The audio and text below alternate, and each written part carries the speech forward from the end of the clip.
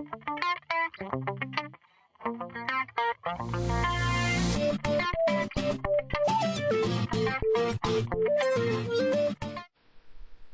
this session, we'll see how to create the geometrical entities. Now let me go with Intent Manager, and in the Intent Manager we have different geometrical entities icon here. Now first we'll learn about lines. Now this is the line icon in the Intent Manager, but here we have different types of lines, and if you want to get the complete list of the types of lines, directly you can click on the arrow which is given just beside the icon. Now this is the arrow. You can click on this arrow, then it is going to give you the list of the lines.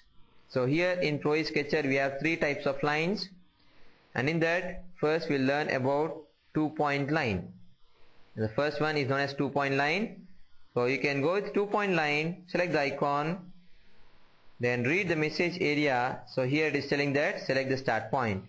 Now you can pick the start point here, and after picking the start point, try to draw the line, and whenever the line is going to become horizontal, by default system is going to give you horizontal constraint, and when the line becomes exactly vertical, it is going to give you the vertical constraint. So these H and V are known as constraints, and you can call them as geometrical constraints. So by default these geometrical constraints will be applied by the system. Now let me draw one horizontal line, and after creating the horizontal line, if you see here, we are going to get the other lines continuously like this, and this is known as a continuous chain. So here in ProE we can have the continuous chain. So I can create the number of lines, and at last if you want to come out of this line, then directly you can go to the first icon in the Intent Manager, that is arrow. You can click on this arrow, you will be out of that line. After creating the line, here you can see by default system is giving you the dimensions. In the last session I told that ProE is going to give you automatic dimensions if we are using Intent Manager. So these are the automatic dimensions given by the system, and they are known as weak dimensions. So now once again we'll see how to create the line. Go with the line, pick the start point, pick the end point. Now if you want to end this line here itself, you can go with the arrow here, or there is one more method to come out of this line, that is you can use even the middle button of the mouse. If you click the mouse middle button once, you will be temporarily out of line. I'm calling here temporarily, the reason is once again if I pick one more point, again the line is going to start from there, and again I can define the next point. Let me go with once again the mouse middle button, click it once, again you can draw one more line. So like this, if you are going with single click, then it is going to end the chain there, but if you are clicking the middle button twice, then completely you are going to come out of that line. So here this time I have clicked twice. After clicking twice, you can see we are completely out of that line. So these are the two methods to come out of that line. Again I am going to 2-point line, pick the first point, pick the second point, then come out of that line using the arrow. And now here in ProE, first we are going to draw the objects roughly, then later on we are going to modify its dimension by taking the help of weak dimensions. Now here we got a weak dimension. If you want to modify this weak dimension, just you can go to the dimension, and when it highlights in blue color, you can double click on the value, and let me give the new value. Let me say for example I want a line of 100. You can specify here 100 and go with enter. Now that line will be adjusted to 100 units, and for this sketcher here there are no specific units, so that is the reason here it is going to give you only 100. Similarly, if you want to draw one more line, you can draw one more line here, then come out of that line, and again you can double click on the length and adjust its dimension. Let me change that to 50. Now after creating the second one, automatically system is giving you two more dimensions, and these are nothing but the placement dimensions, and these dimensions are going to give you the information about how the second entity is placed with respect to the first one. So these are nothing but the placement dimensions. And one more important point here, after modifying the weak dimensions, if you see the color turned into white. So these are known as strong dimensions. After modifying them, we are going to get strong dimensions. So system defined dimensions are known as weak dimensions and user defined dimensions are known as strong dimensions. So this is about a 2-point line, simple 2-point line. Then next we'll see about the third type. You can leave the second one, we'll see the second one later. Now let me go to the third type, and the third one is called 2-point center line. You can go with 2-point center line and pick 2 points, then you are going to get a line like this. Once again you can come out of that using the arrow, and this is known as a center line, and the center line will be an infinite one. So it is infinite, that means you cannot see the endpoints, and mainly these center lines will be used as reference entities.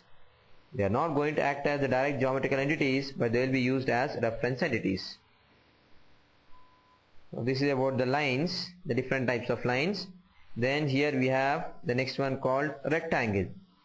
If you want to create a rectangle, you can go with rectangle and pick 2 corners. The rectangle will be defined. Then as usual, come out of that using the arrow, and because it is rectangle, by default system is going to give you 2 dimensions, that is nothing but the length and the width. Now you can double click on the length and let me change that to 100, and let me double click on the width and I am changing this to 50. So these are modified like this, and after modification, if you want to adjust them, if you want to move them, you can click on the dimension and drag it. Click on the dimension using the left button and drag it. So like this you can adjust the placement of the dimensions. Now this is about the simple rectangle. Once again I'll show you, you have to go with rectangle, pick the first corner and second corner. So continuously you can draw number of rectangles here by picking 2 different corners. And at last you can go with the arrow. These are the rectangles. Now next we will see about circles. Here if you click on the arrow, it is going to give you different types of circles. Now in this, the first one is called create 2-point circle. Create 2-point circle. Let me go 2-point circle, and the first point is nothing but the center point, and the second point you can pick anywhere on the circle. You can pick the point anywhere on the circle, then come out of the circle, and because it is circle, by default system is going to give you diameter, and if you want to adjust the diameter, you can double click on the value and you can change it. And one more important point here to concentrate here in Sketcher, when we are changing the dimensions, if I make this 500 to 5, again the circle size will be adjusted according to the dimension value what we are giving, and clearly we can see that object within the screen because automatically it is going to be set as per the dimension value. Now here you can see, though it is 5, but still I am able to see the circle clearly on the screen. This is known as automatic fit. Automatically it is going to fit the size of the object based on the value what we are specifying. Now let me make this 5 to 5000. Again it is going to show me clearly that 5000 circle within the screen. So this automatic fitting we have here in ProE. So this is about the circle, a 2-point circle. Then next we have concentric circle. The next one is known as concentric circle. That means concentric to existing circles. If you want to create few more circles, then you can go with concentric circle.